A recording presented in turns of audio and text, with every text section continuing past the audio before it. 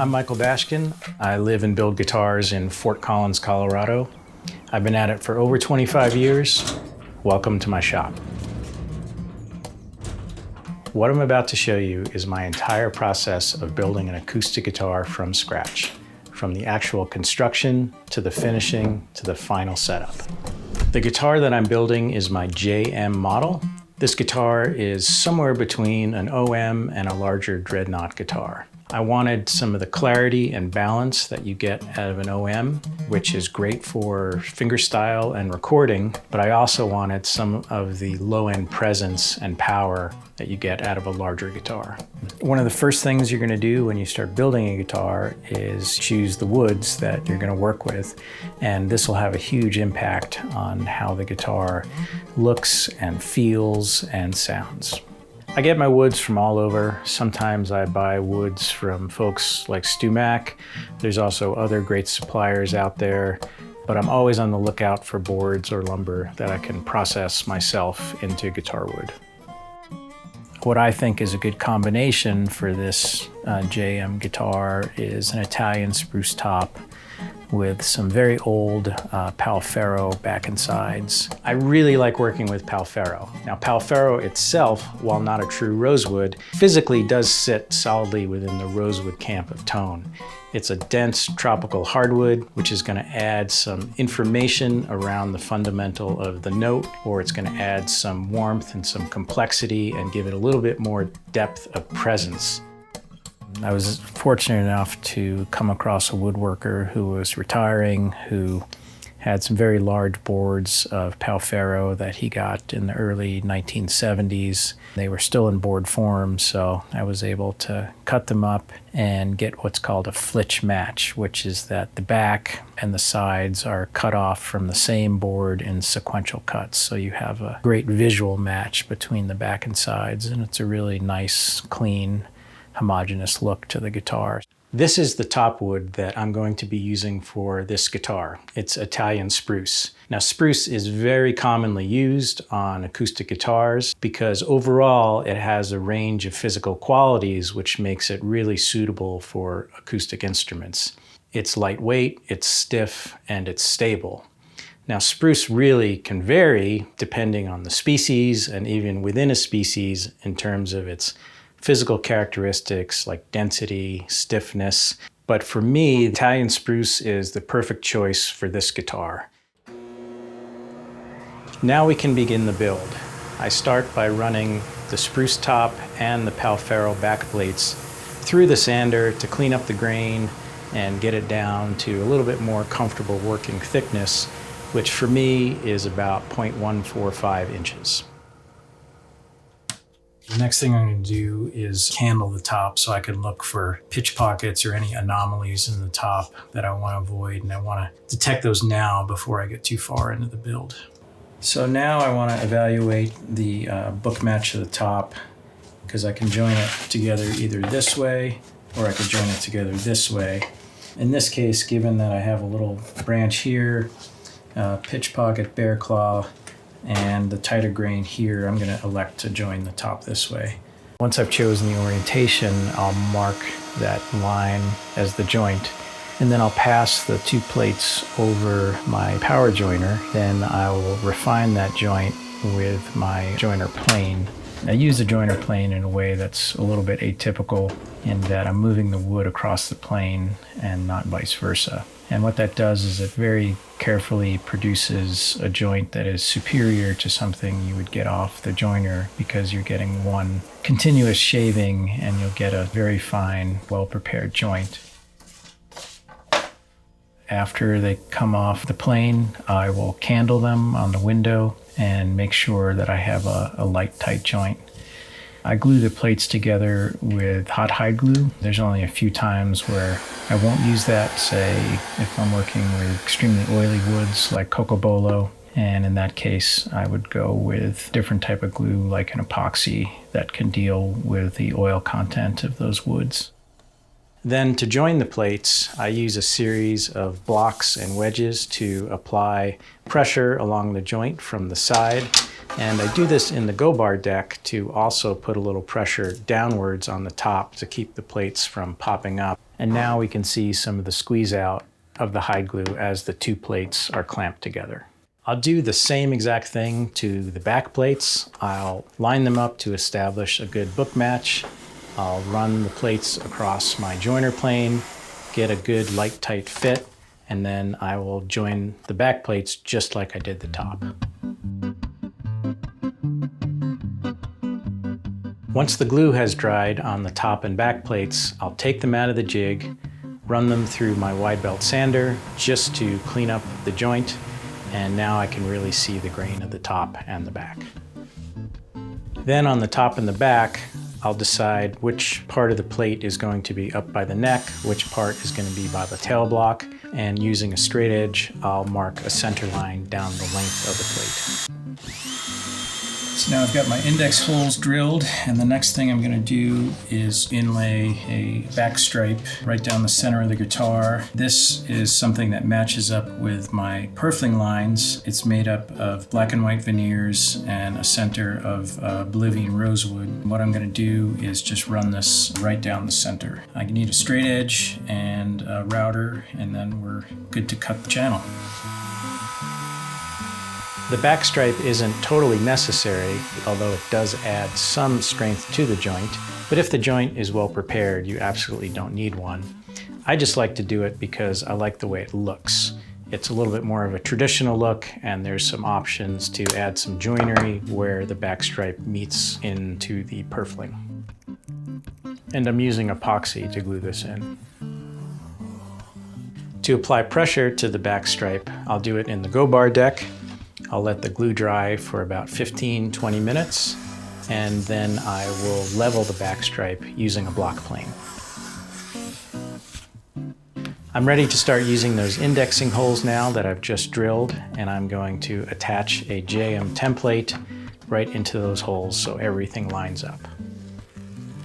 These lines are actually much bigger than the guitar back. It just gives me some lines to cut to, and I know as long as I don't go inside these lines, I'm in a safe zone and I'm not getting onto the plates of the guitar. So what the scraping does is it takes a 120 grit surface and makes it much smoother, something probably equivalent to a 320 grit surface or above. And if you compare it, this is 120 grit right off the wide belt sander, and you can see how it's a little bit more dull looking because of the scratches in the surface. And again, here's the scraped surface. Now I'll bring in a bracing template, and this will help me locate the center of the rosette, which I'll mark and prepare it to be cut. First thing I'm going to do is wipe a little shellac on the top, and that's going to harden the fibers and protect the surrounding spruce. And using programs that are already written, I will cut out just the inner and outer purfling rings of the rosette. These purfling rings are meant to match the purfling that's going to be on the top and the back of the guitar. I make all my own purflings here in the shop, so I get good color continuity. I use a series of veneers that are dyed and in some cases color, but for this particular guitar, I'm going with a fairly natural, kind of earthy and warm look. So I'll hand bend the inner and outer purflings, and after the channels get cut on the rosette, I'll glue those in right on the CNC machine into the channels with a water-based glue.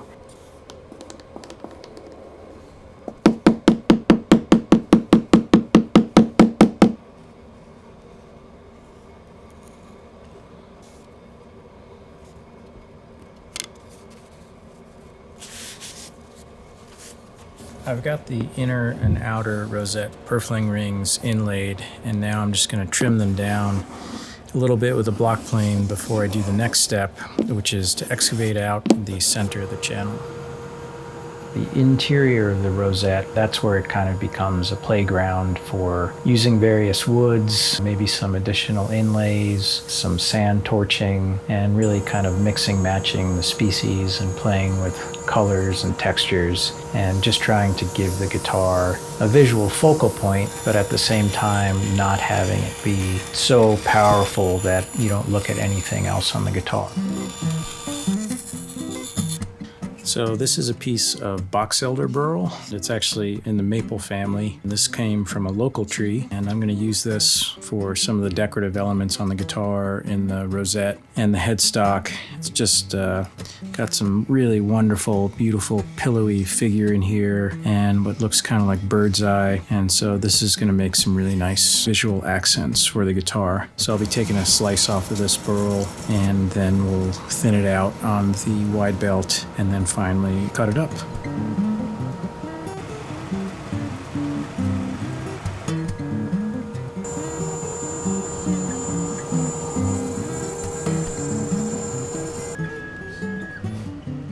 And then I'll transfer that over to my table saw, where I'm using a fret slotting blade and a jig that allows me to cut angles off center, so I can now make pieces that fit together with complementary angles of any length and pretty much any angle all around the rosette. And I'll have a rosette workboard so I can actually put all these pieces in.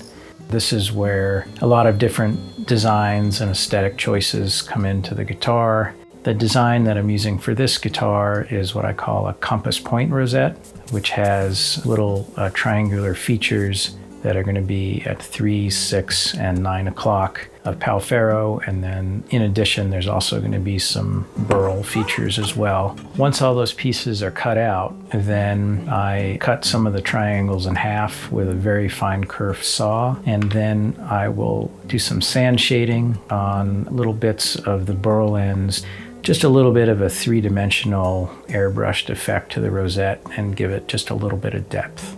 Very carefully, I start installing the pieces from the 6 o'clock position, and then just work towards the top of the rosette in both directions.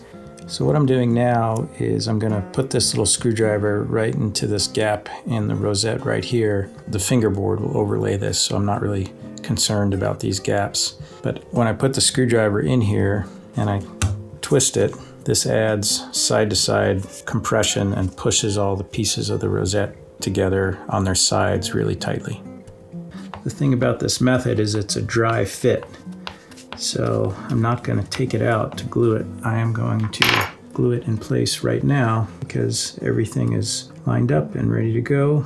And I'm using a water-thin CA glue, which has enough capillary action that it'll wick down into the bottom. And the reason that I put the purflings in first with water-based glue is that that is not going to cause any discoloration on the spruce, whereas the CA glue would cause potentially some discoloration.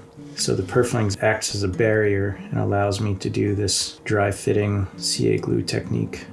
So things look a little bit disheveled with the glue right now, but once it all gets sanded out, all the color will even out and we'll get a real look at what the final rosette's going to look like. So it's time to pop out the sound hole, and then I'm going to put in an inner ring on the edge of the sound hole of Bolivian rosewood and be ready to sand it out.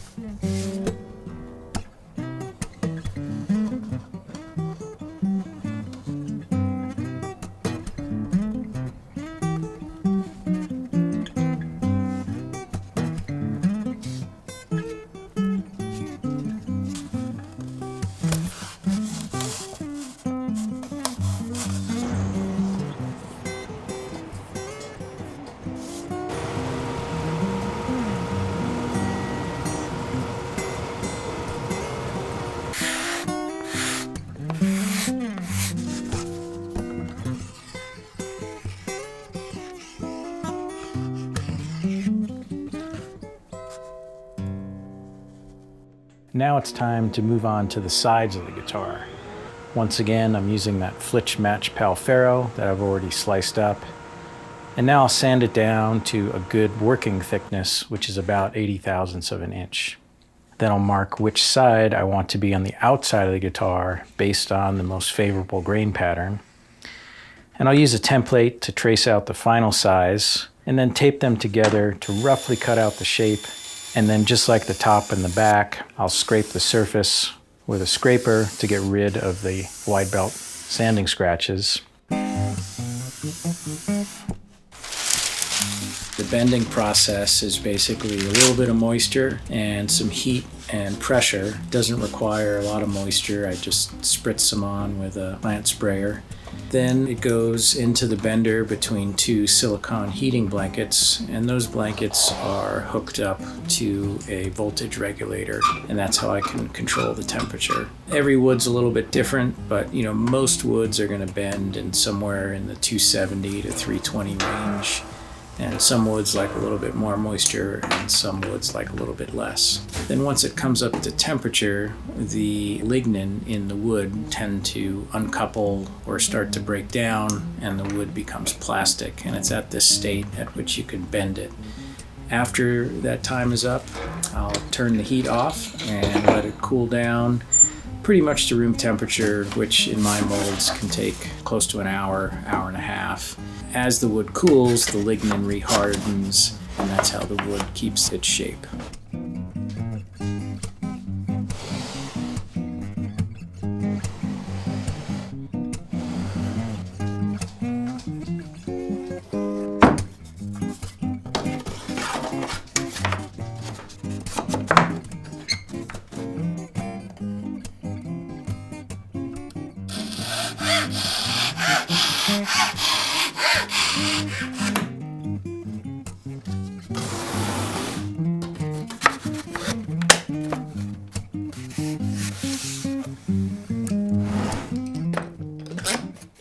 With the sides bent and in the mold, it's time to add the neck and the tail blocks. For the neck block, I use mahogany, and I'll glue this in with a regular PVA glue or tight bond.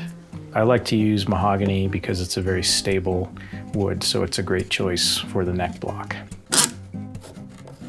For the tail block, I use Baltic birch plywood because it's very stable and it will never crack. So if I add a pickup jack or something, the Baltic birch can really take that kind of torque. Finally, I will clean up the squeeze out after the clamps are on, and then I'll let it sit clamped up for a minimum of an hour, but usually longer.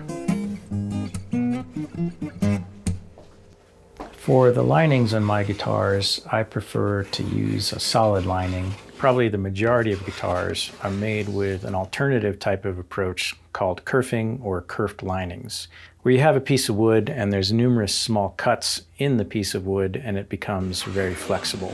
In both cases, whether you're using a solid lining or kerfed lining, its sole job is to give some additional gluing surface to the area, so when you glue on the top and the back, you're not just gluing it to the side, but you have more surface area to glue those plates to. I'm going to be taking 3 slices off of this piece of Honduran mahogany, and that's what's going to make up my solid linings. After the slices are cut, they'll go to the wide belt, taken down to their final thickness. And then all 3 slices are bent and then glued up in a mold. So these are the 3 pieces of mahogany that we bent up, and what we're going to do is put an even layer of glue between the layers, and then we're going to clamp everything up in this mold, and that'll give us a perfect fit of the linings. When the glue cures, they're all interlocked, and so it becomes much stiffer and more stable over the life of the lining than one single solid piece.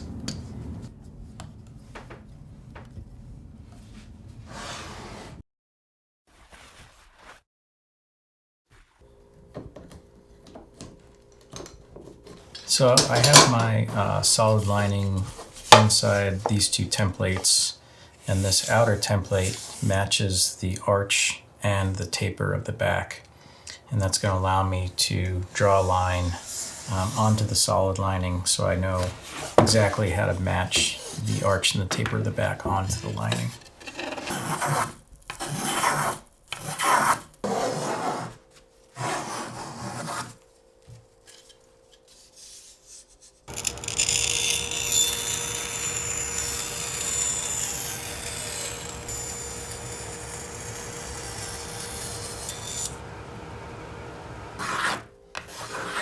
So here you can see these two pieces for the back are not flat. They follow the arch and the taper of the back, while the ones for the top have an almost flat radius, and they'll sit flat on the bench.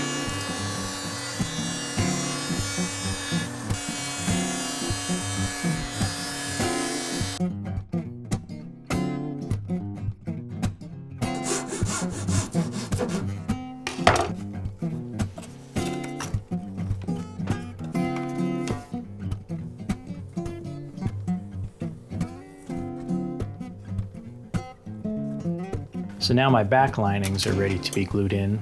I'll use a lot of small clamps along the entire length of the lining to well distribute the clamping pressure.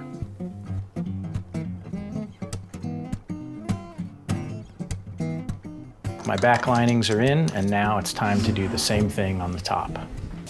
The top and the back linings are glued in, and they're glued in to be very close to the side, but they still need to be leveled. And here you can see the lining is just slightly proud of the sides. So we'll go over to the radius disc sander, which will get the rim totally level. And the radius disc sander contains the arch or the dome of the back in the sanding platen itself. So these are all pieces of Engelmann spruce, which I harvested myself about 25 years ago. I like to use Engelmann spruce for the top bracing. It's a low density spruce and it matches the type of top wood that I like to use for fingerstyle guitars. Not all spruce is equal, so for example on the back braces I like to use a stiffer, denser type of spruce like Sitka or Adirondack. And above the sound hole, I want a little bit more structural support. I might switch to a different type of spruce. What's really important with brace wood is the cut. You want well quarter-sawn material. For example, on this piece, the growth rings are running this way. So this is the quarter-sawn face right here. So I'm gonna split along the quarter right here. It's looking pretty good. You can see it's flat. We don't have a lot of twist. But I'm going to divide this up into smaller sections so it'll be flat within each section. So I just ran the split face across the joiner, which flattened it out. So this is the quarter-sawn face, and this is going to go up against the bandsaw fence, so I can now take slices off of the quarter-sawn face.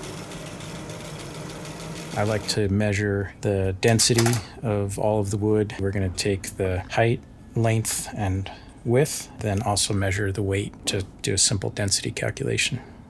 All right, so I've got my density measurement. This is right in the range that I like for my brace wood. At this point, I'm sawing out what will be the individual braces and then sanding them to a working thickness. So here's an example of a very well quarter-sawn brace. I'm looking at the end of the brace, and you can see how the grain lines are vertical. They're not at an angle like this. And then these grain lines continue straight all the way down the length of the brace. The jig that I use to profile the bottom of the braces is a simple template jig. I have the arch of the bottom of the brace for the tops of my guitars here, and then on this side of the jig is the arch for the back. These clamps hold the spruce down while I cut it, and there's a template bearing on the router bit, and that just rides along the face of the jig just like this, and that's all there is to it. So I'm making the main X brace here, and what this jig does is it notches the X brace for me. I have a special blade in here which is the exact width of the braces. I'm going to put the braces down on this arm, which pivots so I can control how much I want the X to be open or closed. I make one pass and I should have a well-cut notched X brace. So that's how I make the X brace. The other braces that are in the guitar basically go through the same procedure, but there's some different jigs and templates that I use. For example, this jig I use to cut the upper transverse brace, which is above the sound hole. And then on this side of the jig, I have a tighter radius for the back and a gentler radius for the top braces. This is my setup for working with hide glue, and I prepare a larger batch and then pour that off into ice cube trays, and then when I'm ready to use, I just take a cube or half a cube out and then I'll pop it in my hot water bath.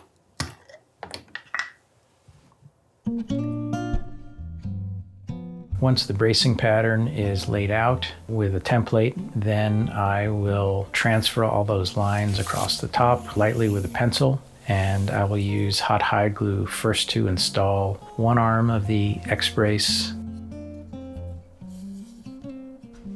After that's set up, then I will glue in the other arm.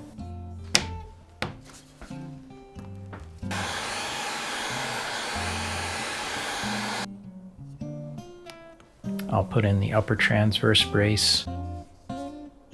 Then after those are dry, I find it easier to do a rough profiling of the X-brace before I glue in the other braces. I use a laminate trimmer with a modified foot that's set at an angle to carve the braces into roughly an A shape.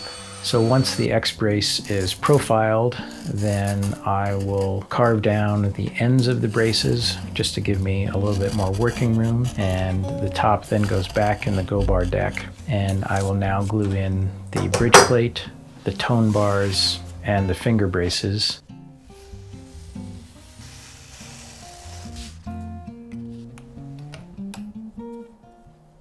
If a guitar top had no braces on it, then either you would have to make the top so thick that the guitar wouldn't sound very good, or if you did thin it out, then the top would just completely disintegrate and fly apart. So the braces perform several functions. One is to add structural integrity to the top so that it can withstand the tension of the strings for decades, and hopefully longer. But it also just distributes the stresses and the vibration that's going on in the top in different ways. So different bracing patterns will sound different to a certain extent, so that's something that most guitar makers will pay careful attention to.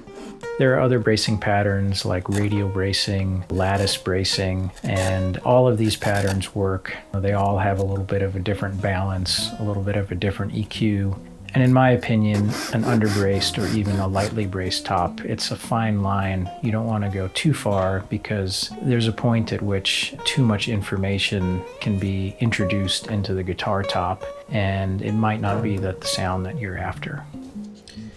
I'm fitting the sound hole braces, and I use a different species of spruce, one that is much stiffer than the Engelmann spruce. This is Sitka spruce, and I'm using these braces around the sound hole because I do want more support. I'm going to apply the first brace to the back of the guitar, and this is called the back graft, and I use a piece of quarter-sawn spruce. In this case, the grain of the back graft is running this direction, which is going to be perpendicular to the seam of the top, and this way it acts like a stitch to reinforce that back joint.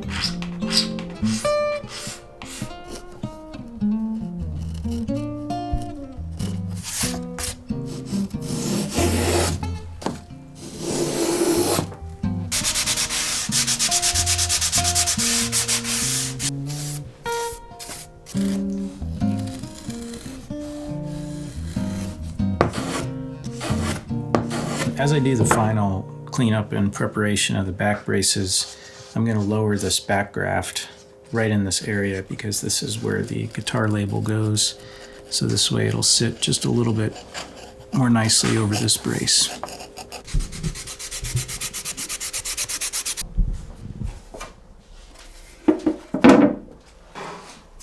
So once I have the braces glued to the back and the rim is done, then the next step is I let in the braces into the back linings. And that's a process of aligning the back very carefully along its center line and then marking all the brace ends where they go underneath the lining.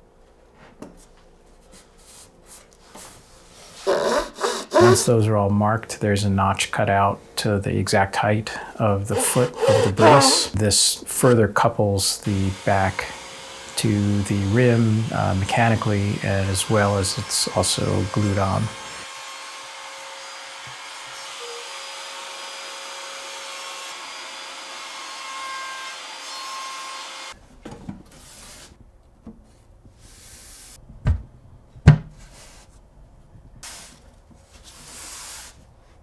The back is looking good, and now I'll do the same thing to the top. I'll mark out where to let in the braces and carefully cut them out.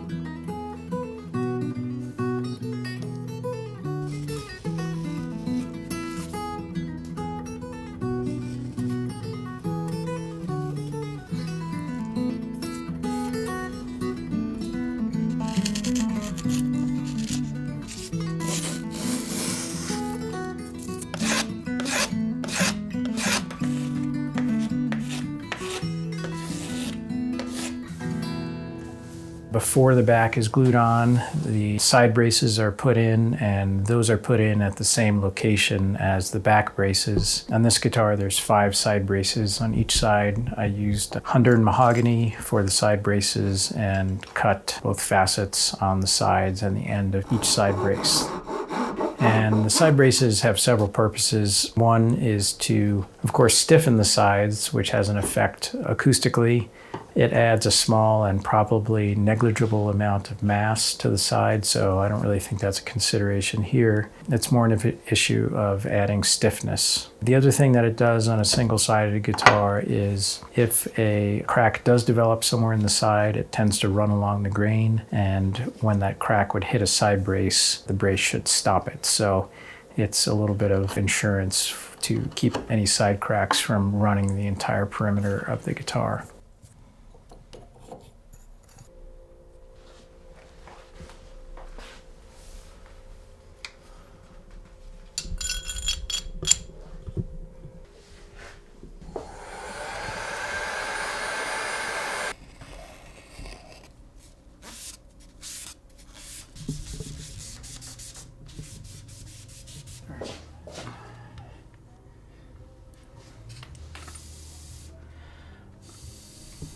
So right before I glue the back on, I am creating a small channel close to the perimeter of the neck block. This channel is going to catch any glue that wants to squeeze out onto the outside of the neck block and the surface of the back. Because once I glue the back on, I'm not going to be able to clean up the squeeze out, so I want to be able to capture it in this channel. I have the rim set all together and I'm preparing to glue the back on. And now that I've got the blocks in along with the side braces and the solid linings, it now has structure. It's really very rigid. I've kept in this brace right here because I do get a small amount of flex, but everywhere else it's very solid in the mold, so I don't need to put any other braces in when I glue the plates on.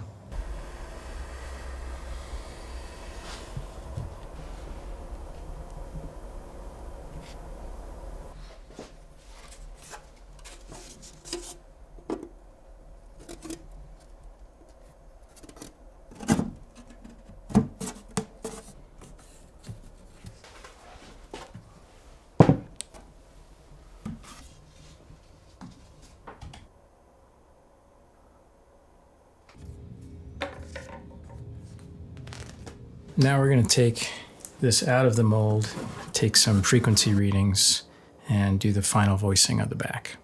And the method that I like to use is a combination of a frequency response of the back. And so I tap on the back and I'm looking to get a certain frequency, and I can lower it by shaving the braces. And I intentionally come in a little bit higher above the frequency, and then I lower the brace height down rather than having to add stiffness to raise the frequency. There's also a lot of voicing of the top and the plates that go on, but it's easier for me to work these back braces now in this state.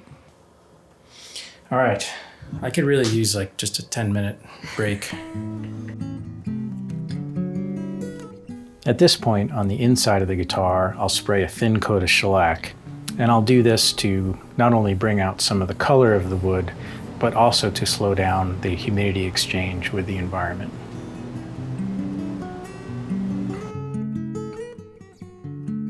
It's always a bit of a milestone in the build to sign the label, put what number guitar it is, and attach it to the inside of the back.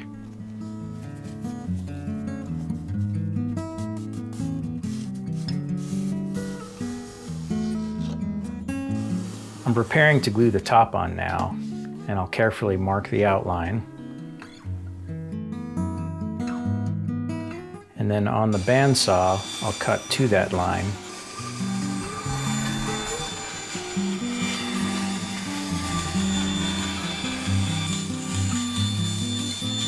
And then once the top is cut out to its final shape, I can do the final shaping of the braces. And I'll use a chisel to carefully sculpt some of the brace ends, and then also some sanding to get the final brace contours.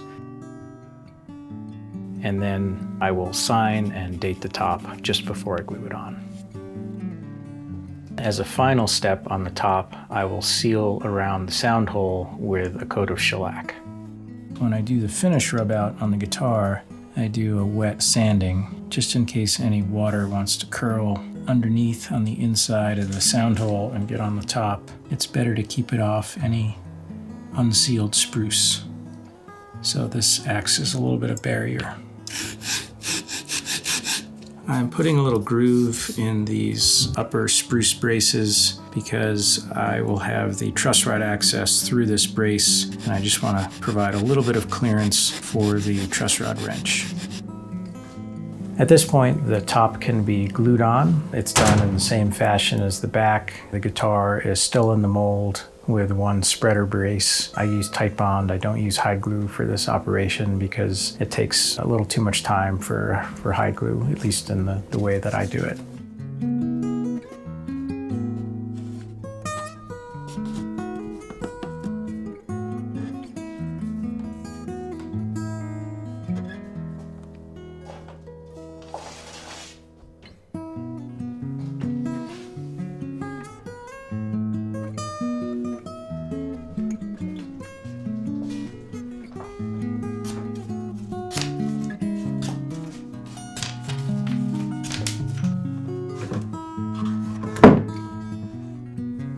When the body does come out of the mold, the top and the back are flush routed or just routed inside a bit of the sides, and this makes it easier to sand the sides flat. And this is something that is necessary both for voicing because the thickness of the sides matter, and you want very flat sides before you cut the binding and purfling channels.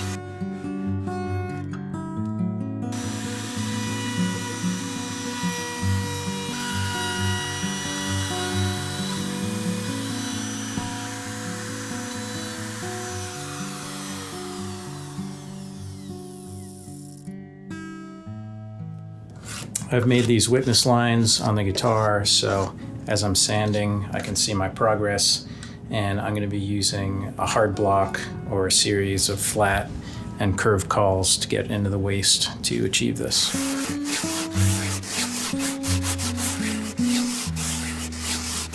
You have to flatten the sides because when they come out of the bender, they're not perfectly flat, they might be a little wavy, and when we route for our binding and purflings, we want a perfectly flat side because the binding cutter indexes off of the sides.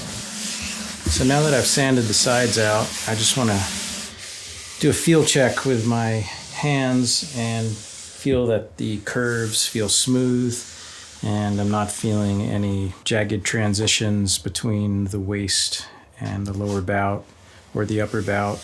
And certainly don't want to feel any dips or bumps, and this feels good. I think I'm ready to move on to the next step.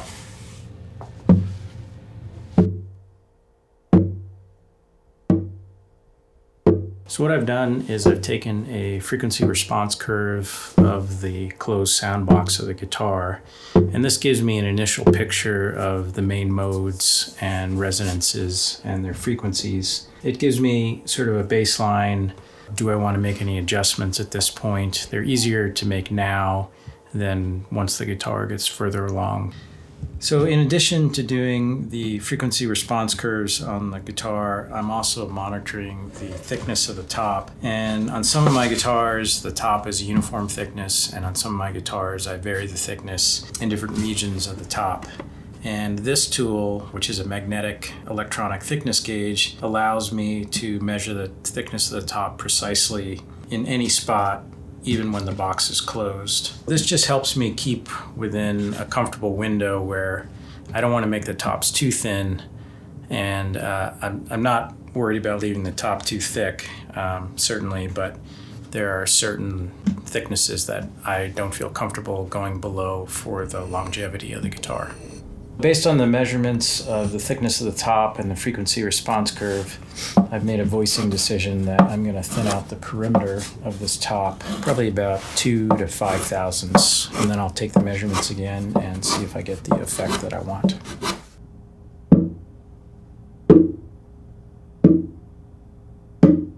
So the voicing is much better, a little bit of sanding, a little bit of planing, and I think it's going to be a more optimized guitar for it. Before the binding and purfling is cut, I spray a light coat of sanding sealer on the body, and this is really just to help keep the spruce clean, and it reduces any adhesion of the glue to the wood and makes things a little bit easier to clean up. I'm getting ready to process the bindings here, and these are all shop-made bindings. So they start out as one thick Indian rosewood board, and then I glue veneers onto each side, the top and the bottom. Then they get sliced off into strips, and the final 2 steps are to run these through the thickness sander and then cut these in half and get the final height. And the same process is also done with the purflings, but these are already cut up.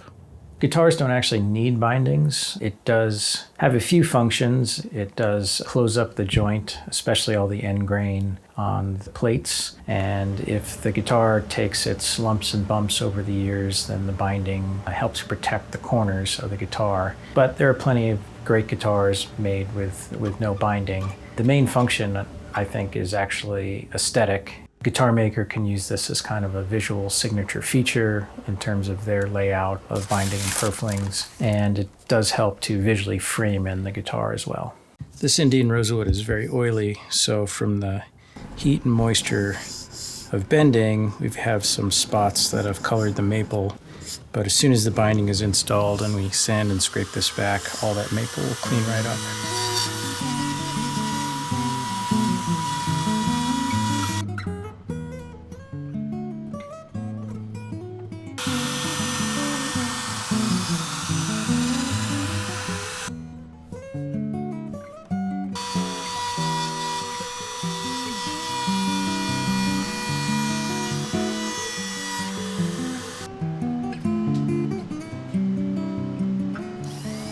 I'm now routing for the end graft, which, like the bindings, isn't really structurally necessary, but it does hide the joint between the two sides where they meet at the tail block.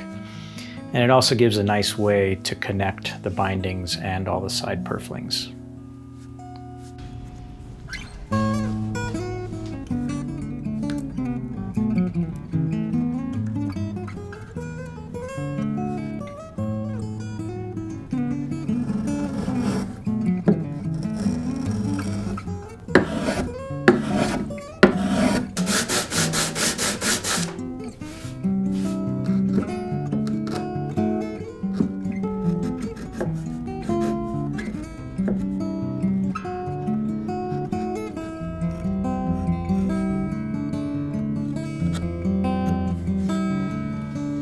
I'm now ready to install the binding and purfling. I'm going to start on the top, and I have cut a miter in the end of the purfling just off center, and I have prepped the miter on the bottom of the binding to fit or to match the miter on the end graft that we just cut.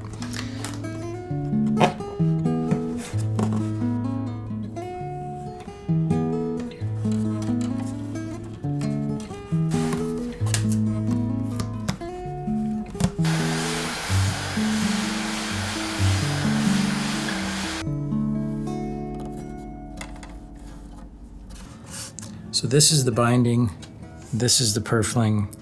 They each have their own channel, and it's cut in like a stair step, and without too much pressure, they should just sit nice and tight against the top and the side. With the end graft installed, I'm now cutting the miters on the side purflings, and I'm using the reflection in the back of the chisel to show me exactly what the proper angle is to cut.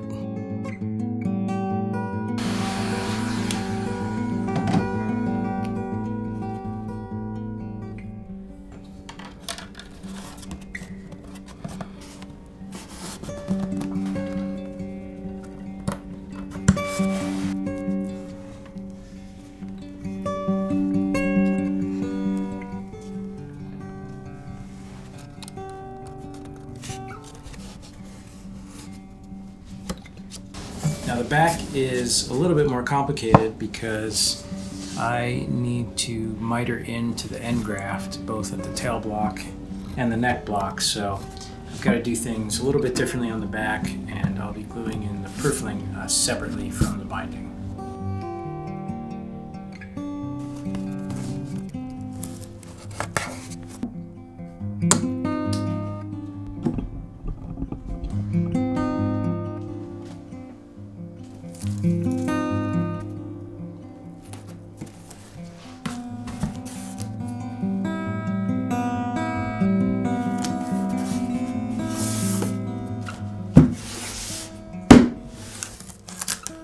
After the glue is dry on the bindings, all the tape is removed.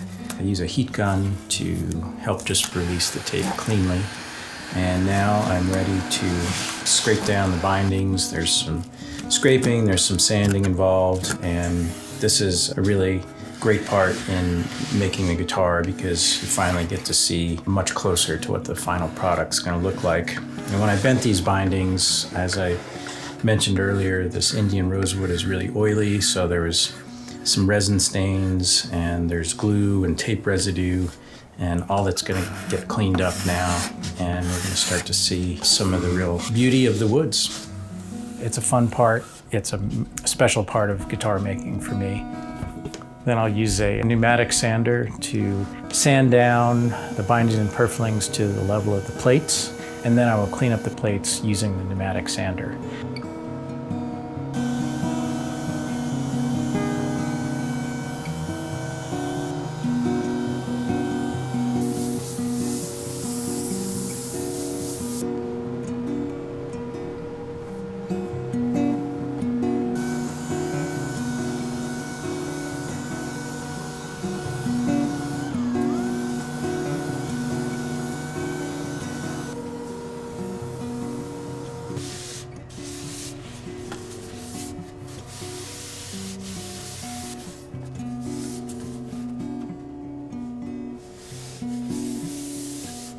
At this point, I can set the body aside and I'm ready to start working on the neck.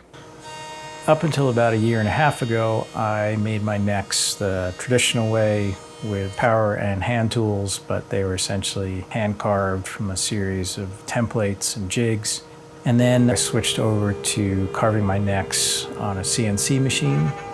And I still feel like the quality is the same either way, but after 20 years of carving necks by hand, I was ready for a new method.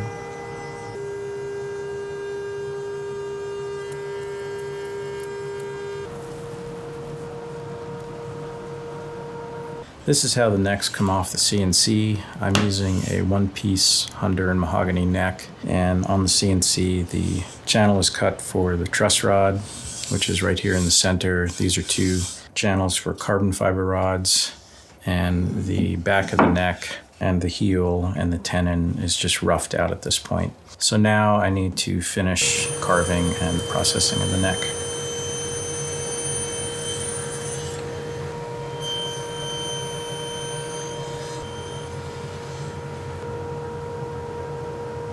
I'm going to be gluing in these face grain rosewood splines into the slots that I just milled in the tenon. These will add some reinforcement to the neck hardware that we're going to be putting in the next steps.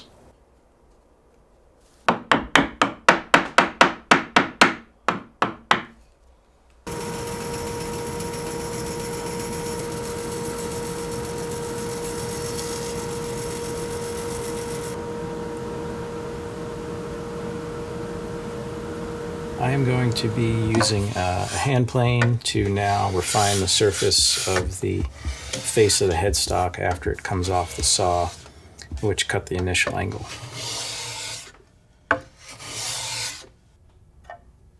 Once I have the face of the headstock trued, then I will thin out the back of the headstock to the desired dimension, and this is done with a safety planer in the drill press. And finally, the volute is shaped using an oscillating spindle sander.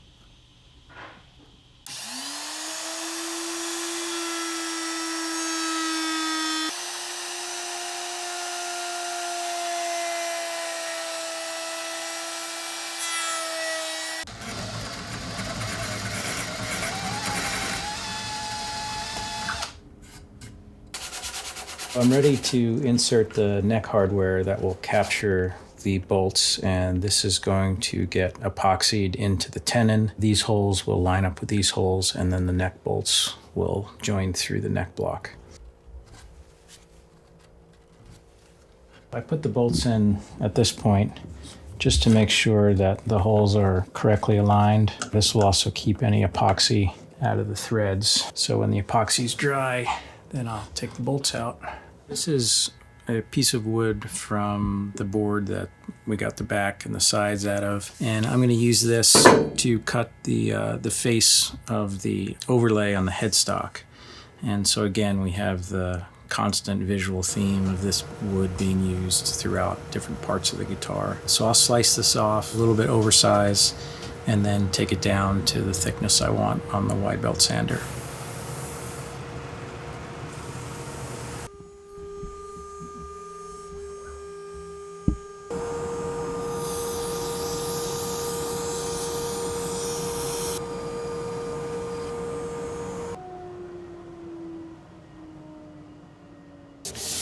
This is some of the same box elder burl that we used for the rosette, and we're going to use these for additional accent pieces within the headstock. So the way I do my headstock overlays is a mixture of CNC and handwork. I've cut out all the parts on the CNC, and now there's a lot of hand assembly with sandwiching the pieces between veneers, some sand shading, and then a final routing. All this is done slightly oversized because the assembly doesn't go together quite perfectly, so it gets assembled and then routed down to its final shape. Similar to the rosette, the headstock is also what I consider to be a visual signature for a guitar maker. It's almost like a logo in and of itself. Just based on the shape of the headstock, forget any colors or woods used. Headstock shapes can vary wildly, and there's certainly some considerations. You don't want to get too wild. You need to think about the weight and the angle of the strings after they come off the nut. But other than that, you can pretty much do any shape that you want. There's lots of options in terms of whether you want to do 3 tuners on a side or 6 in line, even a slotted headstock or a solid headstock like I've done on this guitar. It really gives the guitar maker an opportunity to show their personality, whether they want to put their name right across the top of the headstock in pearl or abalone, or they have a particular logo. There's really no hard and fast rules here, and it's a very fun part of the guitar to use as an identifier. For my own headstock designs, I've basically always stayed with a tapered headstock, or I think what some people refer to as a snakehead headstock. What's really changed over the years is some of the geometry of it, so the amount of taper, the length, etc. These are incremental changes, but I feel like my headstocks have gotten more refined and better over the years. But the basic shape has not changed. Right from the start, I've never put my name on the headstock. That goes into my personal philosophy, not that it's right or wrong, of not putting my name on the guitar. I want somebody to be able to look at the guitar and know by the design features that it's one of my guitars. I use a little semicircular purfling line at the top, and between that and the shape, even if I have nothing else on the headstock, people know that it's mine. Over the years, I have done a lot of marquetry type wooden overlay designs, and that's something that I really prefer. Pearl and abalone certainly look beautiful on the guitar, but it's not really my aesthetic. I prefer to concentrate just on the natural beauty of the wood and all the different colors and textures that you have to work with. Before I was a guitar maker, I had a totally different relationship with wood in that I studied forestry and worked professionally in the field for a while. I was mostly doing kind of academic research on how trees grow in different soils and how the soils affect the trees, and looking at carbon cycling in soils under different growth regimes for trees, and also how climate change can potentially affect how much carbon trees put into the soil. So I was very fortunate to work in a lot of different forest types, both in temperate forests and tropical forests. And a lot of the woods that I use in my guitars, I've actually been to where these trees grow. And so I feel like I have a deep appreciation and connection to not only the wood, but the trees themselves.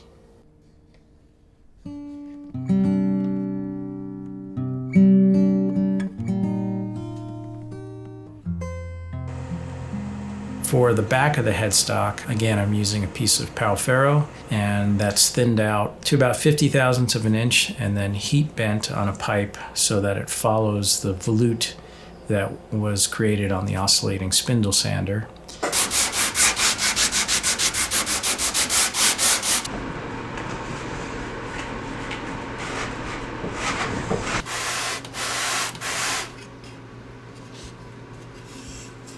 Similar to the neck, I use the CNC to cut my fingerboards as well, and they come off the machine looking like this, with the compound radius already milled in, and the fret slots are cut. The slots for the fret markers are cut as well.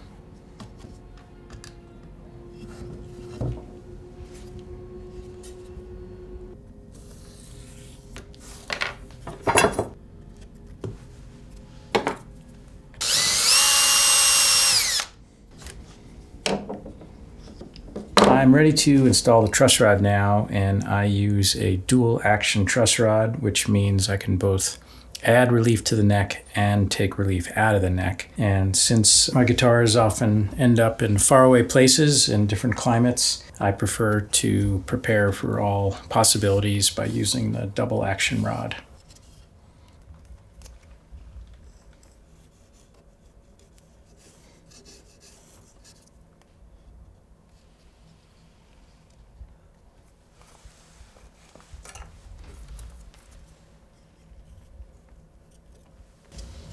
After the glue dries, this filler strip will get leveled with the surface of the neck.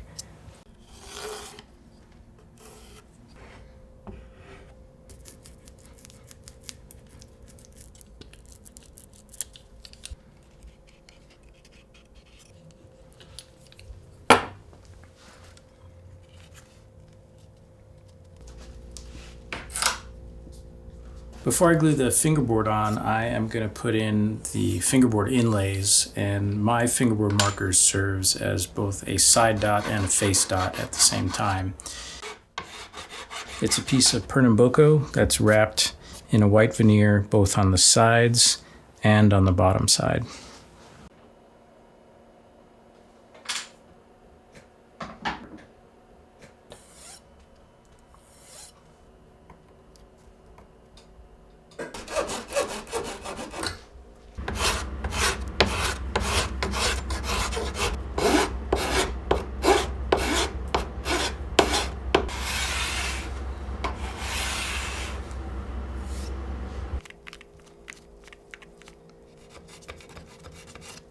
I'm using epoxy to glue in the carbon fiber rods that are installed into the neck.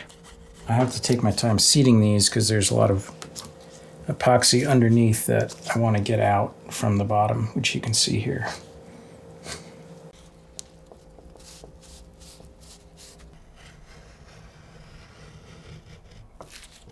And I use the same epoxy to glue on the fingerboard as well, because it's a non-water-based glue, and this way I can avoid adding moisture into the neck.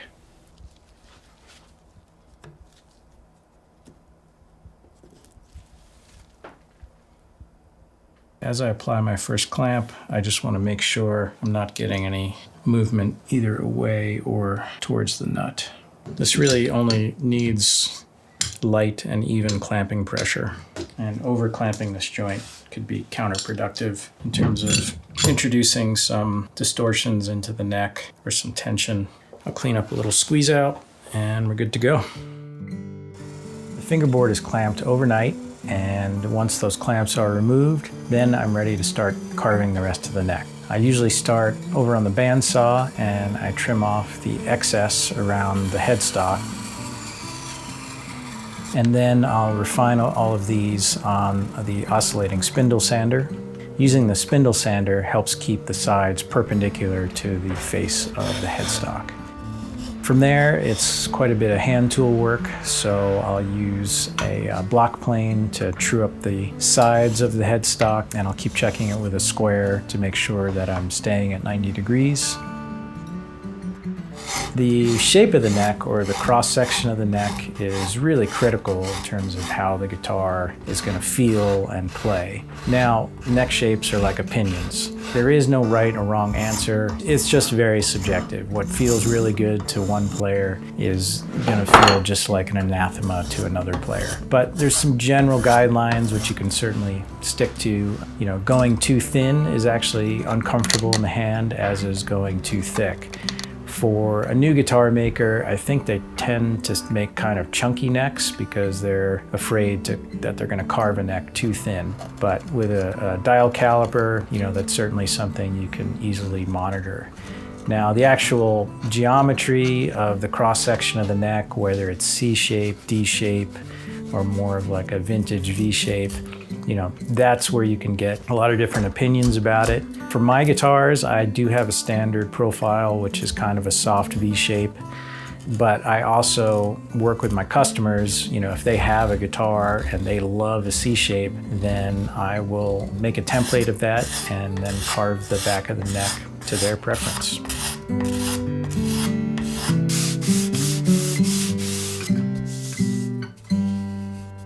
So these holes were drilled in the approximate location of the tuner holes, but not the exact location. These are really just to index off of the jig when we routed out the inside of the headstock. So I'm going to fill these holes now, sand out the face of the headstock, get all the final dimensions, and then we'll precisely locate the center of the tuning machines. For the tuners that I use, it's a 1/2 inch in from the edge of the headstock.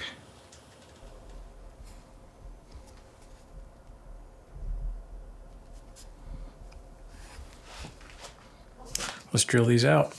To drill out the tuners, I start with a 1/4 inch brad point bit, followed up by a countersink that will expand the hole for the ferrules that go with the tuning machines that I'm going to be using on this guitar.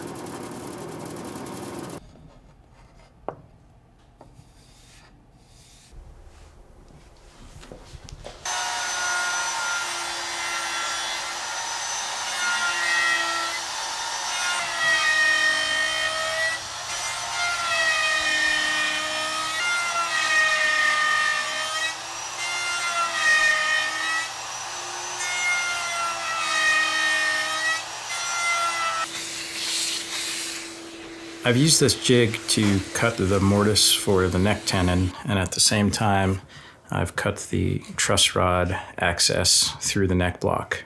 So we're at the point now where the body is done, the neck is very close, and we're getting ready to join the body and the neck for the first time. Some placeholder frets have been put in the neck, and I will attach just a placeholder bridge which allows me to set the neck. I have to add the pitch to the neck, so the saddle height and the string height will be in the correct positions, and I need to make a slight adjustment on the yaw. In order to do those things, I am going to be carving away at the cheeks of the heel right here, and I'm going to do a little relief carving first. So I'm going to be carving away this material on the inside of the cheeks. So I'm about done setting the pitch and the yaw of the neck. And the pitch, also known as the neck set, is how much the neck is tilted either forward or back. And the yaw is the side to side. And it's all relative to the bridge and having a proper saddle height. And I've made these adjustments by using a technique called flossing with sandpaper, which pulls the sandpaper between the neck and the body, and that sets the pitch.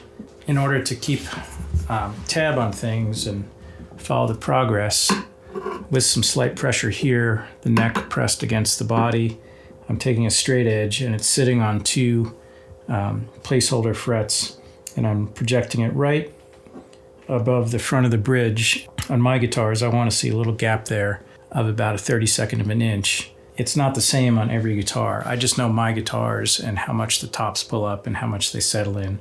Setting the pitch and the yaw of the neck is one of the more difficult tasks for a new guitar maker to master, but it really just takes experience and some determination, but it's definitely an important part of guitar making that should not be overlooked. I'm reaching into the sound hole to install the neck bolts. And this is another milestone in the construction of the guitar, as this is the first time that the neck is now mated to the body. And now that I know the final position of the neck on the guitar, I'm going to mark the intersection where the fingerboard meets the top ring of the rosette. And I can carve the facets in the end of the fingerboard.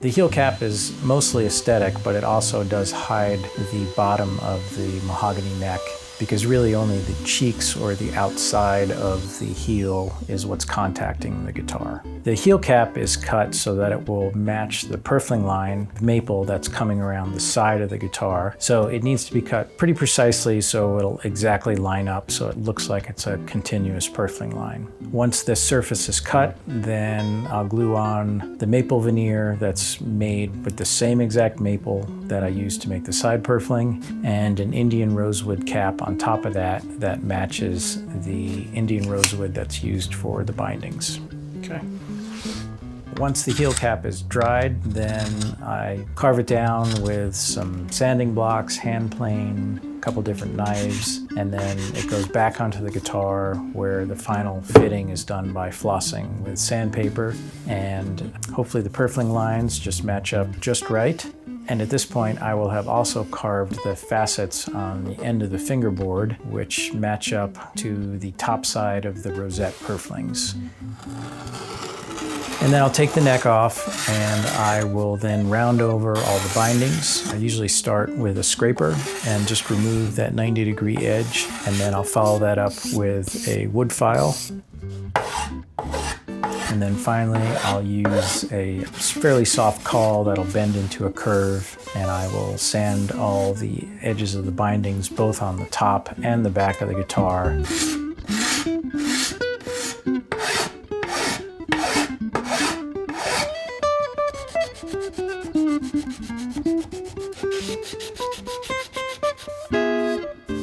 No sharp edges, it should feel pretty smooth to the touch. At this point, most of the woodworking is done on the guitar. Then it goes into a phase of what I call final sanding. Everything is gone over with a fine-tooth comb. All the surfaces are carefully examined and sanded to 220 grit. The neck is resanded again. I will wipe mineral spirits all over the guitar and look at it under bright lights to look for any stray sanding scratches, any tool marks, anything that I want to get out now before I start putting in the finish. So some of this is done with power sanding and some of this is done by hand sanding.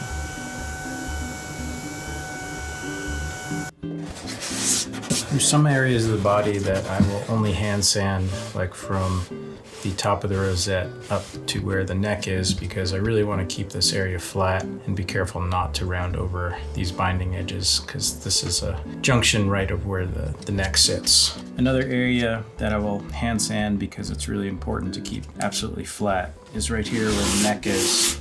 So this is a hard block and this will not round over the corners at all.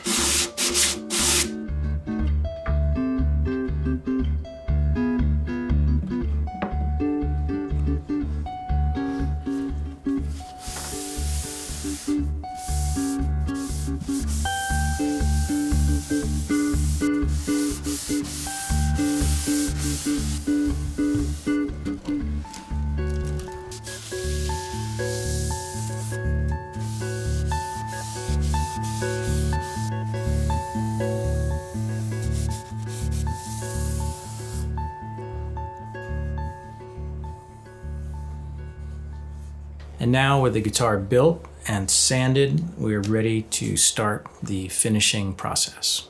Guitar finishing in and of itself is its own art form. It's a new set of skills, and in fact, there are people who only finish guitars. That's how they make their living. Some guitar makers choose to send their guitars out for finishing. I like to do mine in-house, and I've used a variety of different finishes over the years. There's lots of options for different types of finishes. They all have their pros and cons, but the common denominator with all the finishes is that you want them to both beautify and protect the guitar. An important step is to tape off all the surfaces that you don't want any finish. In this case, it's where the nut is going to go, the surface of the fingerboard, the underside of the fingerboard here, and the neck joint. And then on the body of the guitar, I have the bridge area masked off, as well as where the fingerboard's going to go. I use a precision masking tape to do this, which does a good job of keeping any finish out and from any finish seeping under the tape. For starting the finish on the neck of the guitar, I treat that a little differently from the body. I first put on a sealer coat, and what a sealer coat is it just acts as a barrier coat, so you can apply, say, color, and it's not going to get into the wood itself. It's actually going to sit on top of the wood.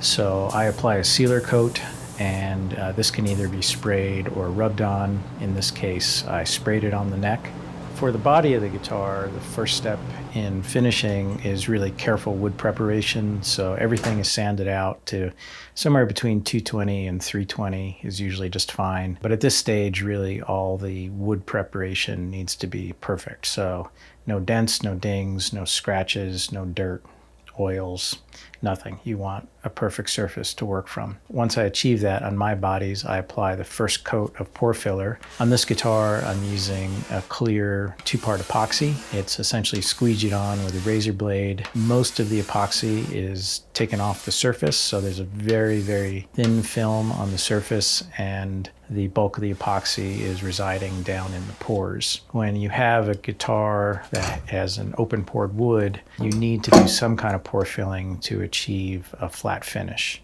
You don't have to achieve a flat finish, it's just what people are used to seeing on acoustic guitars. On this particular guitar, the back and sides are what's known as a closed pore wood, so it doesn't have any pores that I really need to fill. It has a lot of very, very, very small pores, which I could probably just fill with the finish. But the binding is Indian rosewood, and that has very, very large pores. So I'm paying extra special attention to the binding and making sure I get a good coat of pore filler on these edges. I use epoxy to pore fill the back and sides of the guitar because I really want to protect these purfling lines that I make out of maple. And you can see they're very fine. If there's any, little bits of unevenness in the surface of the maple, it would pick up color from a dark paste oil filler. And so the epoxy keeps everything really clean and bright and crisp on the guitar. And the dark pore filler, which I use on the neck, is on mahogany, and I don't have any purfling lines on the neck except for the headstock, so I prefer to use the dark pore filler for that.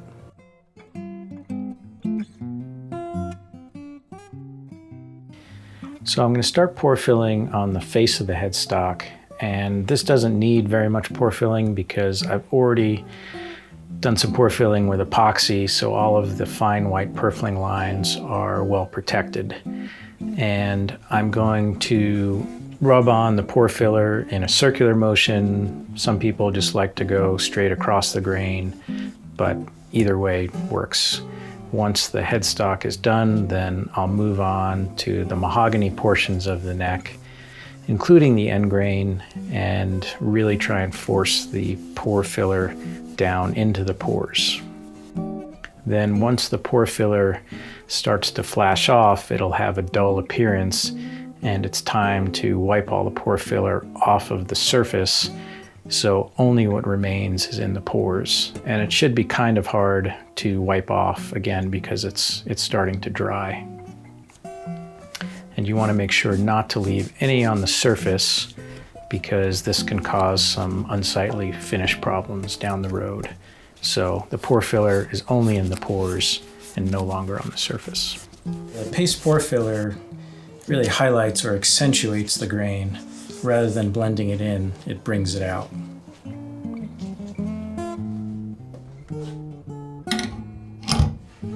Once the pore filler has dried overnight, you can either move on with the finishing process or you can apply a second coat of pore filler. This mahogany is fairly deep grained open pore, so I'm going to apply a second coat. Before I do that, I just want to scuff sand the surface and make sure that I don't have any filler that's on the surface of the wood. It all has to be down into the pores. And at this stage, while I'm scuff sanding, I want to be careful not to go through the sealer coat. That might cause a little bit of a color shift in the wood in the final finished product, so I want to make sure and avoid that. So I'm just lightly scuff sanding.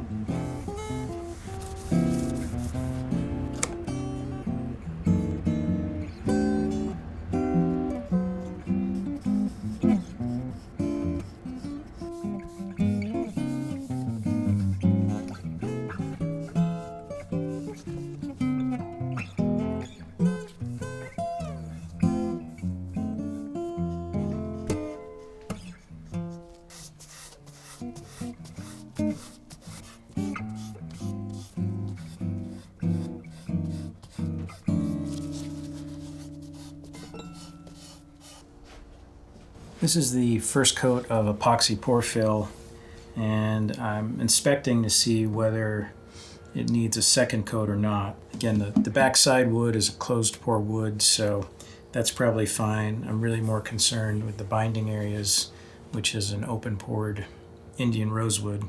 And I'm really looking for any pores that are really showing, like the epoxy is really sunk in. It's going to need a second coat, but I'm not seeing any.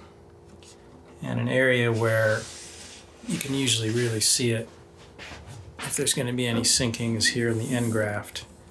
The streaks on the surface are just from the application of the epoxy pore fill, and all of those will get sort of scuff sanded before the final coat of sealer, and everything's really level, so it really just needs a light scuff. I think we're good with the pore filling on the body, and I'm actually going to try and leave a thin coat of epoxy just on the surface. And so it's a little different procedure than we went through with the neck. If I do have any little lumps or ridges of epoxy, I do want to flatten those out, so I'll use a scraper or a hard block to get those out now.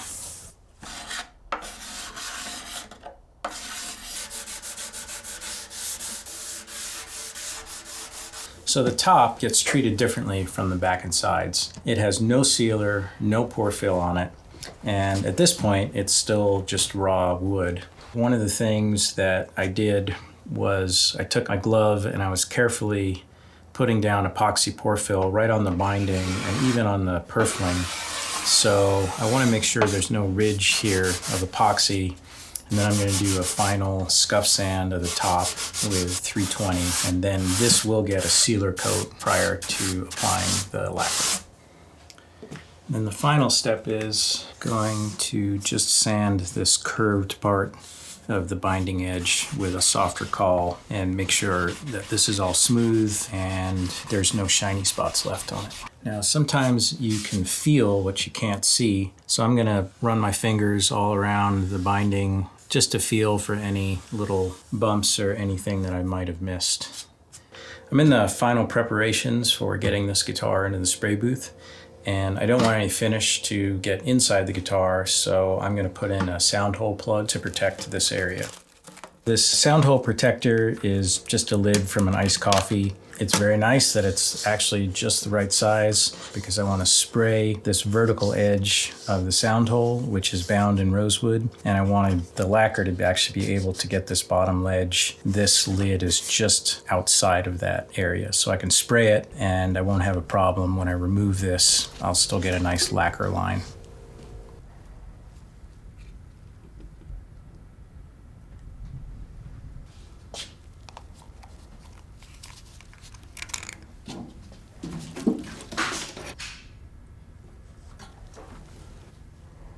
And then at that stage, I apply a coat of sealer over the entire body of the guitar.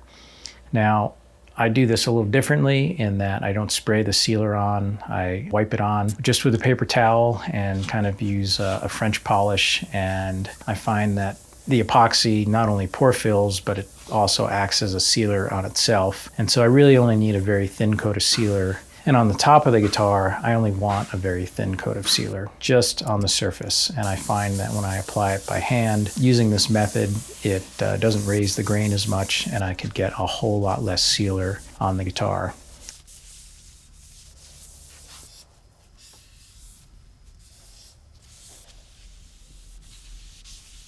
So the guitar is now ready for its first coats of lacquer. Depending on the time of year, I may thin out the lacquer either with lacquer thinner or some acetone. In some cases, I may add something to actually slow down the evaporation of the lacquer. It's also known as lacquer retarder or butyl cellulose.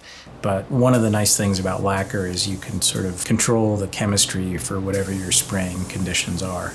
So the first day I'll spray 4 coats of lacquer, and I will double coat the edges, meaning around the binding edges on the guitar.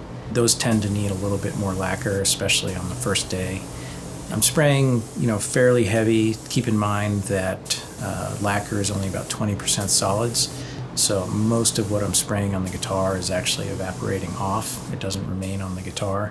I'll spray 4 coats about an hour apart, and then that needs to sit a minimum overnight. But with lacquer, the spraying schedule is pretty flexible, so it doesn't necessarily matter, but what does matter is that it needs to be sanded back flat. In general, I'll start with 400 grit, and this not only flattens the lacquer, but it also opens up the surface to let some more solvents evaporate, because you do want to allow the lacquer essentially a chance to breathe and blow off those solvents.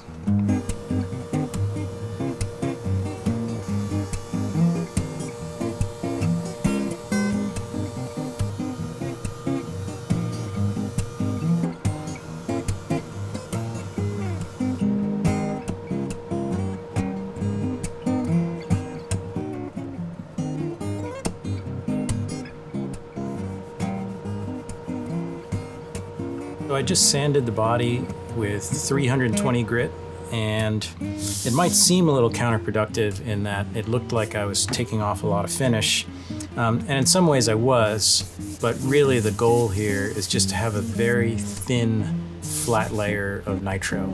My goal at this point is actually not to leave a lot of finish on the guitar. I'm trying to produce a very thin finish in the end. So this was just a base layer, so I sprayed it on kind of heavy, and then I sanded it all off flat.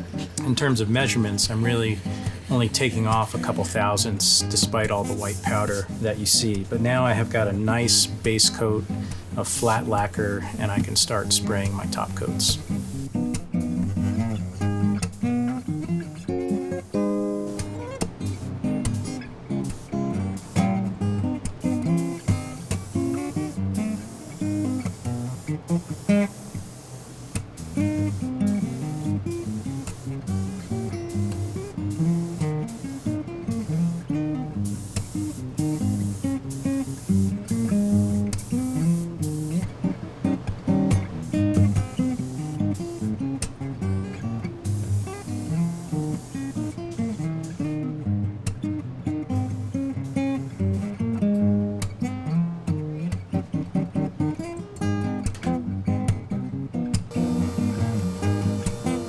This time it's sanded to a finer grit, either 600 or 800, and then you go in for a final spray session. When that's done, the guitar needs to cure. Depending on your drying conditions, minimum 10 days, 3 weeks is good, 4 weeks is better, 6 weeks with lacquer, it's not going to hurt it either. So there's no rush for it to be fully cured, and really the longer you can wait, the better. The guitar has been curing for about 4 weeks now. What the curing process is it's just allowing all the solvents in the finish to evaporate off. And there are ways to help speed the cure, like with hot air or fans. In my shop, I usually it's all air drying. And so 4 weeks is really a good amount of time to make sure that most of the solvents have evaporated off and the finish is ready to be rubbed out. The next step is to refine the surface that comes out of the spray booth. If you look carefully at the surface, you'll notice that it's a little grainy, or it's a little matte or satin finish. It's also known as orange peel. And what we're going to be doing is getting rid of all of that orange peel and flattening the surface and bringing it up to a high gloss. So I'll start sanding with a very high grit, about 1200 grit paper, and we're going to take this all the way up to 5000.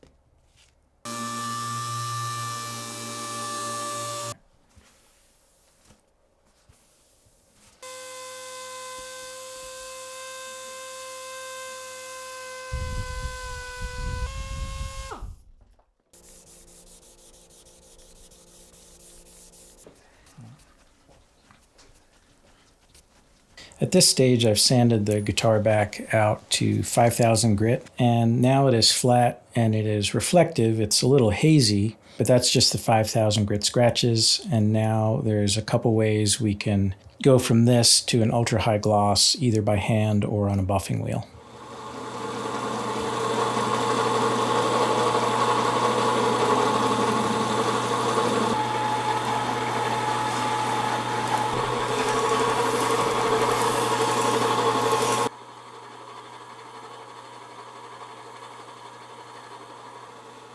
The neck and the body are now buffed out to a high gloss, and I'm getting ready to put the neck on the guitar, so I just want to check the final fit and make sure everything's good to go.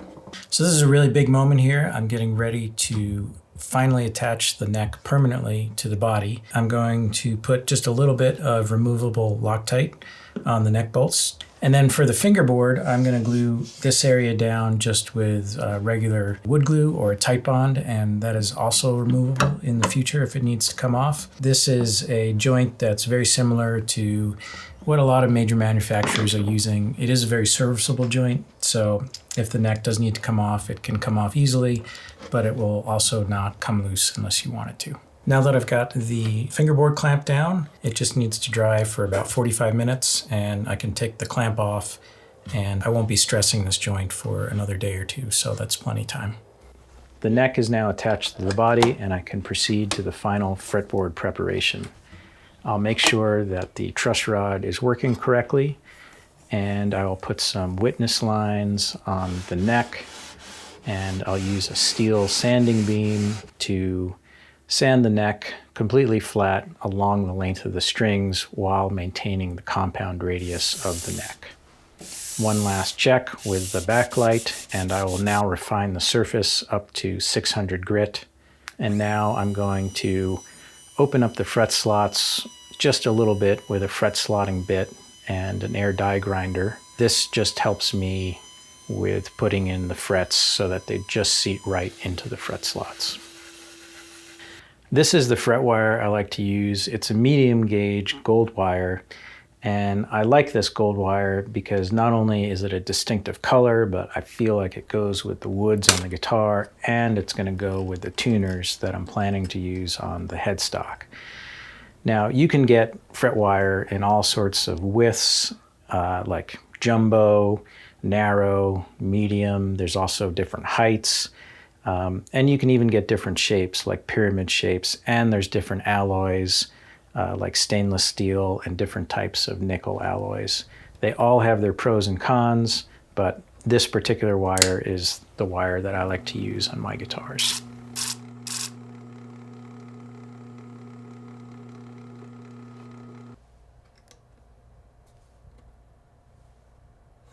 Next, I'm going to use this fret tang nipper to cut the tang of the fret so that it matches the length of the fret slot, and the crown will be left to match the length of the fingerboard.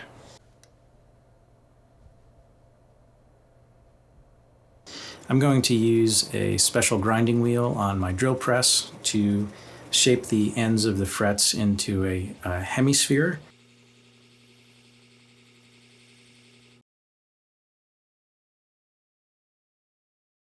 The frets are prepped, the board is prepped, and now I'm ready to put the frets into the board. I like to use a little bit of medium viscosity super glue, just a touch on the ends and one dot in the middle, and this will help keep the ends seated with future changes in humidity, etc. that the guitar is going to experience. And I use a combination of techniques where I'll be hammering in the frets and then also clamping them down in multiples. And I'm going to work different spots of the board, and I'm going to put in the first 12 to 14 frets and then stop, and then evaluate this upper part of the board with a notch straight edge. And before I fret the upper part of the board, we'll actually put the bridge on the guitar and put it under tension so we can see how this is behaving under full string tension.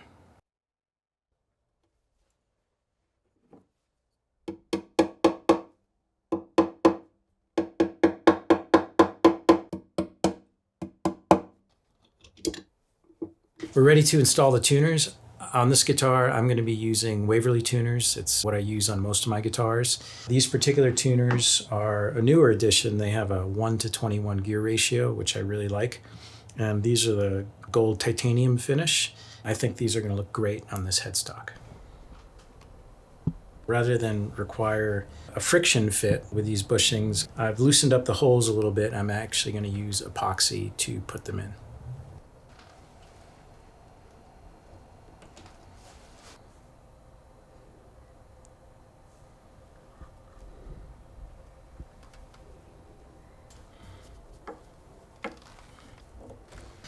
Once the bushings are in, then I'm going to use a jig to drill the 2 screws on the back of the headstock that secure the tuner to the headstock.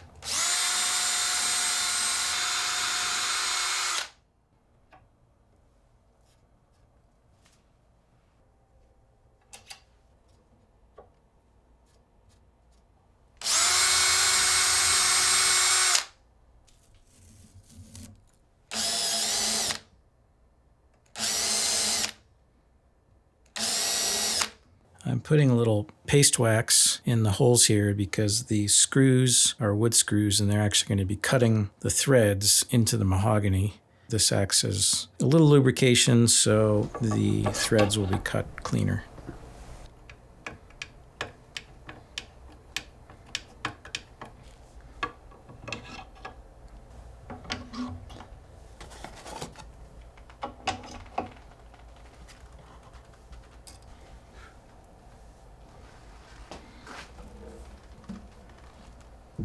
I'm getting ready to glue the bridge on the guitar. My bridges are made out of either rosewood or ebony. In this case, I'm using a Brazilian rosewood bridge from very old stock.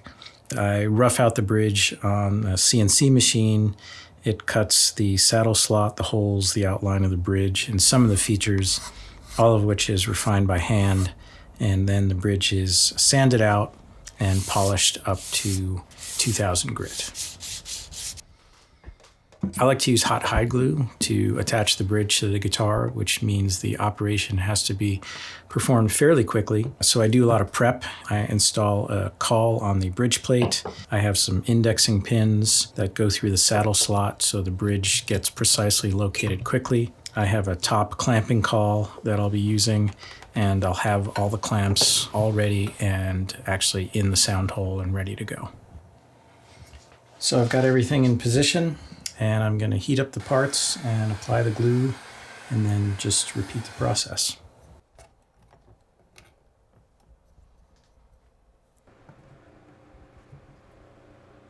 I'll leave the bridge clamped up overnight, and I would consider this to be the minimal amount of clamping time needed. The string pull puts about 180 pounds of tension on this joint, and you really want to make sure that the glue is absolutely dry before you start stressing this joint. The next steps with the bridge are to drill out the bridge pin holes and use a tapered reamer to prepare the bridge holes to put the bridge pins in. There is a backing caul on the underside of the bridge plate, so when I finally drill through the bridge plate, there won't be any blowout from the drill bit exiting. I use these Waverly bridge pins. This particular pin is ebony with a mother of pearl dot in the top, and these are slotted pins. And the pins have a 5-degree taper, but I just drilled a straight hole. So what I'm going to do now is use this tapered reamer to give each hole a 5-degree taper so the bridge pins will fit in nice and snug. It's time to install the saddle on the guitar, and I start with an oversized bone blank. Just cutting this rectangle here, and I know the width and the length of my saddle slot. So I'm going to do some sanding on this to prepare it to just fit just into the slot, and then I will rough out the height and some of the intonation points on the saddle. I'm not going to make the final saddle at this point. All I want to do is get to a point where I've got a saddle roughed in and I can get tension on the guitar. And the next thing I want to do is mark out the 2 outer strings and mark out the height of the saddle, and then carve the top of this saddle down to approximately that saddle height.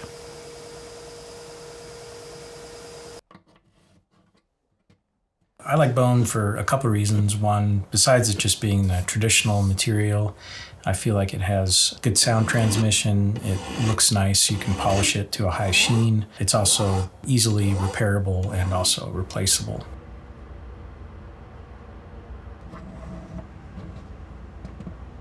Just like the saddle, I need to rough in a nut blank, and I'll start with an oversized piece of bone, and I need to sand and mill this down so it fits nice and snug in the slot. I've got an outline of the nut here. This bottom line represents the approximate location of the bottom of the nut slots, and this top line represents the location of the top surface of the nut. There are other materials you can use for nuts and saddles besides bone. Some are synthetic, like micarta or even graphite. You can also buy bone blanks that are more pre-shaped and are closer to what your final nut would be, but still would require some final adjustments to make them right. The nut slots are all marked out with the last jig, and now what I want to do is take nut slotting files, which are individually gauged to match the diameter of each string, and I want to expand these slots so that they match the string gauges exactly. Now that the nut slots are the correct size for each string, I'm going to shape the top of the nut. This won't be the final shape, I'm just going to get it into its approximate shape at this point. The roughed-in nut and saddle are installed, and now I'm ready to put the strings on the guitar for the very first time. This is a very exciting moment. We get to hear the guitar and see if some of the choices that I've made in terms of the top and the voicing and the back and the woods and the type of bridge material I use, this is all going to start to come together and come to life. All right, first string up the guitar, the setup is going to be a little rough because I need to see what the guitar is doing under full tension, and then I can make the final adjustments to the truss rod, the nut and the saddle, the frets, etc. And even the sound of the guitar is going to change pretty substantially over the first few days and the first few weeks. But I'll get some idea, I'll get an inkling of what the guitar is going to develop into. Really excited to hear this for the very first time.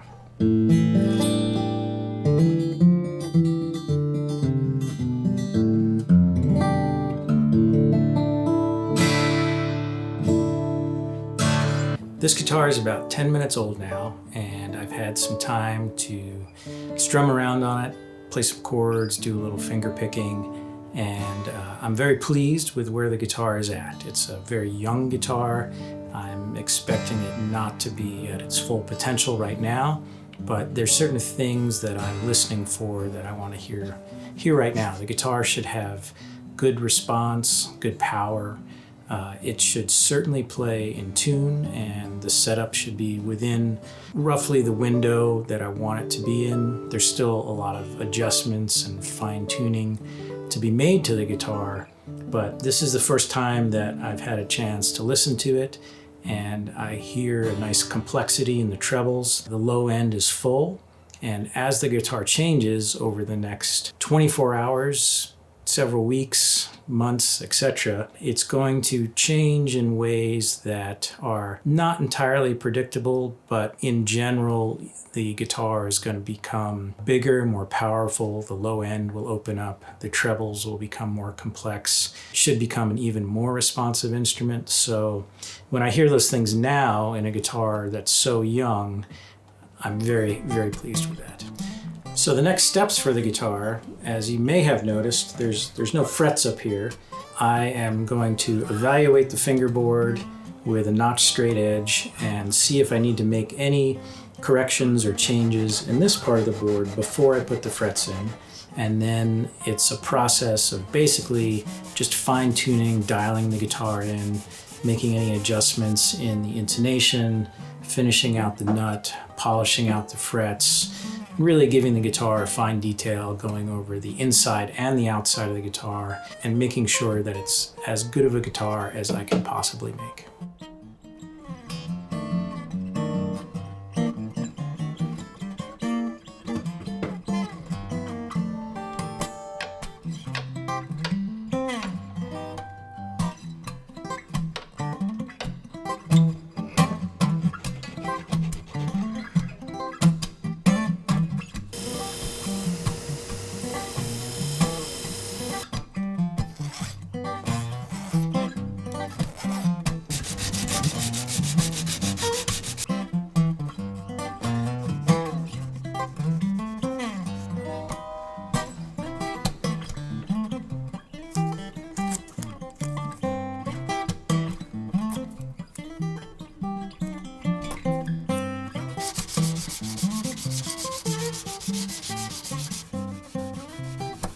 Once you've been building guitars for a while, I think it's easy to fall into certain lanes of thought. For me personally, I try and keep a student mindset about the craft, that there's always things to be learned, there's always new avenues to pursue, and really that's what keeps it interesting for me. I'm not interested in just essentially turning the crank over and over.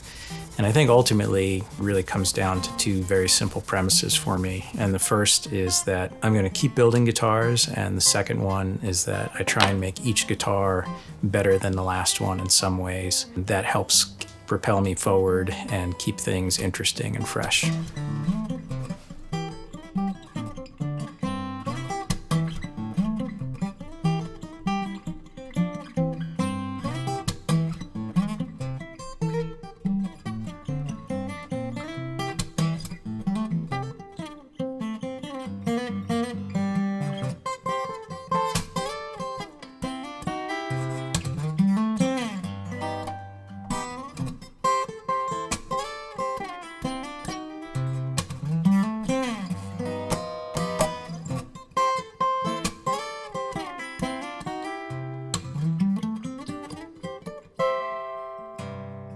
A really cool aspect of being a guitar maker is not only do I get to use art and science to make these, what I think are beautiful objects, but then this physical entity that I've created in my shop, then I get to hand off to somebody else and they get to make their own art with it and create. And so it's something that keeps on giving and creating and hopefully inspire other people. So it's not just here what I do in the shop, but it's also what happens to the guitar after it leaves the shop and it takes on a life of its own.